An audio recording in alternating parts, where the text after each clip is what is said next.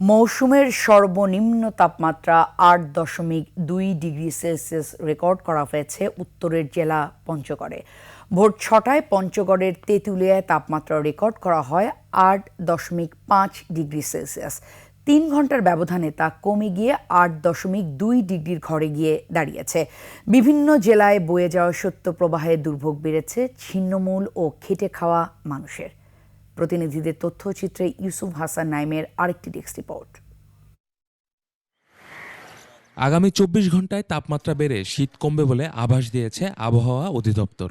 সেই সঙ্গে মধ্যরাত থেকে সকাল পর্যন্ত সারা দেশের কোথাও কোথাও হালকা থেকে মাঝারি ধরনের কুয়াশা পড়তে পারে। রংপুর অঞ্চলে মাঝারি থেকে মৃদু শৈত্যপ্রবাহ অব্যাহত রয়েছে।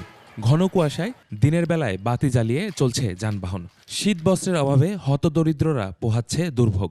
পাল্লা দিয়ে বাড়ছে ঠান্ডাজনিত রোগ। ঠাকুরগাঁয়ে শীতের তীব্রতায় জনদুর্ভোগ চরমে। হিমেল বাতাসে কাজের সন্ধানে গ্রাম থেকে শহরে আসা শ্রমজীবীরা পড়েছেন বিপাকে। সানবিট সব দিবে সামাল।